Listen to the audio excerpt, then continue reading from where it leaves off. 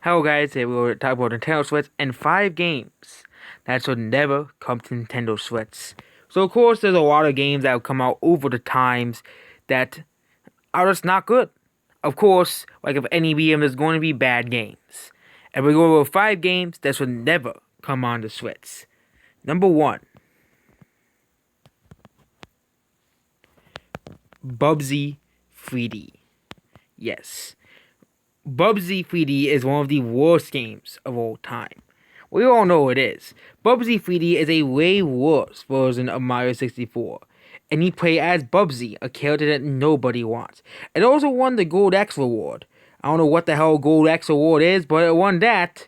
But yeah, I bet they were paid to say compliments about Bubsy 3D, because this does not get no compliments. Why would anyone want to play Bubsy 3D? Unless they seriously want to fix the game and everything about the game, why bother putting Bubsy 3D on the Switch? The game sucks anyways. Number 2, Hey Pikmin. Yes, Hey Pikmin is a game that exists, and I don't think any Pikmin fan wants to remember the fact that this game exists. This game would make sense if they ported it to the mobile console, to the iPhone, as of course a free-to-play game. This sounds more like an iPhone game than an actual full-price retail game. It would be nice. The only way this game would work on the Switch is they make it like a $5 ESOP game, because that's what this game is really worth. Because there's a lot of content for a $5 ESOP game, but again, why would Nintendo put this game on the Switch? This game already was a failure for the 3 years, and also made Nintendo even doubt in the Pikmin series. And yeah, why would they? I think that more strategic way to just put the first 2 Pikmin games, or make Pikmin 4 instead of playing Hey Pikmin on the Switch. Number 3, the CDI games. Yes. We all know these games are horrible, and we don't want to see them on the Switch. Moving on. Number 4, Metroid Prime Federation Force. You thought I was going to say Metroid Prime 4, or any of the other Metroid games. Nope, we're going to be talking about this garbage that's sort of never been made to begin with. Metroid Prime Federation Force is basically a ripoff of Halo and Borderlands. It has no soul or no care put into it. The graphics are horrible, and no one liked this game. This game flopped harder than a bus. And yes, before we heard about this, before this game came out, we thought that, Metroid Pinball is gonna be just like Rocket League, but with Metroid characters. Nope, we got this bland, soulless game, and this is why the year when this game came out, the 3DS was just doing horrible, because really nobody wanted to play this game. Moving on, number 5, Superman 64. Superman 64 again is one of the worst games of all time. We all know this game is one of the worst games ever made. Maybe, they could, remake this game and make it actually good, but why would anyone spend the time and resources making such a garbage game actually decent? The graphics are horrible. The game's just not that great. All we really do is fight for rings and throw trucks at people, and really, nobody likes this game. This game still sold better than a lot of games that people like. For example, this game still sold better than all of Beyond Good and Evil's ports. Yes, this game still sold better than Beyond Good and Evil, and Psychonauts as well. This game also sold better in America than Earthbound. But why would Nintendo put this game on the Switch, or even ask to put this game on the Switch? Nobody liked it to begin with, and this game puts a stain on the N64's otherwise perfect lineup of games. Number 6. So yeah, number 6 is Doki Doki Literature Club. But what's so bad about Doki Doki Literature Club? Can you just get over the fact that this game exists? No. This game sucks, and that's simple as that. The characters are not that great, and the story is supposedly so great, but there's really no gameplay. I know it's supposed to be a visual novel game, but there's no gameplay. I want to play a game.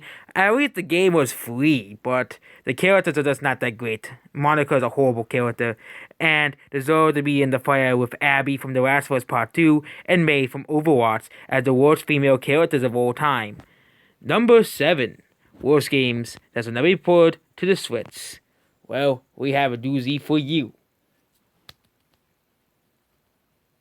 Okay, I'll stop.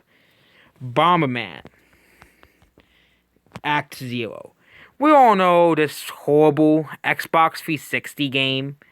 Well, this is the game that killed Bomberman. Bomberman was a cute little game where you just blow up stuff at this guy called Bomberman.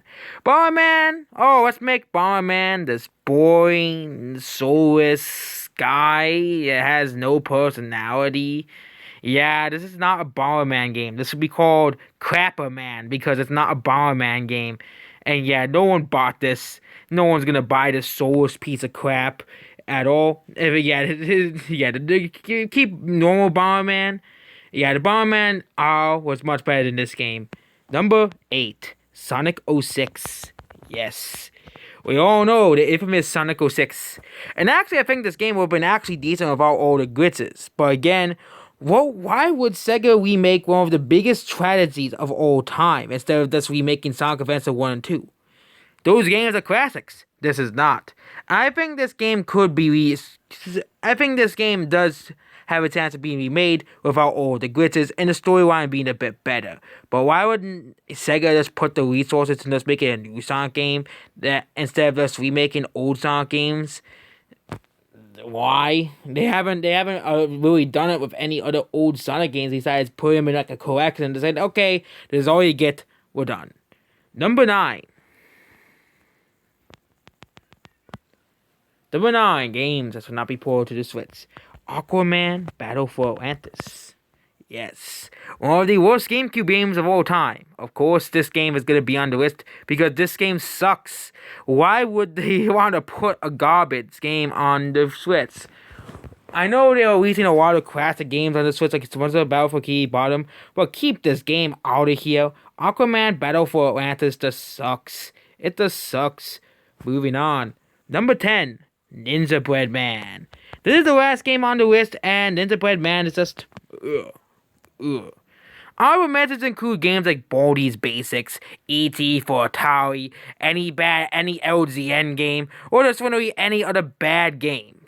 And yes, we're not going to be talking about any kids' books. We're going to be talking about the game. Oh yes, the game made by an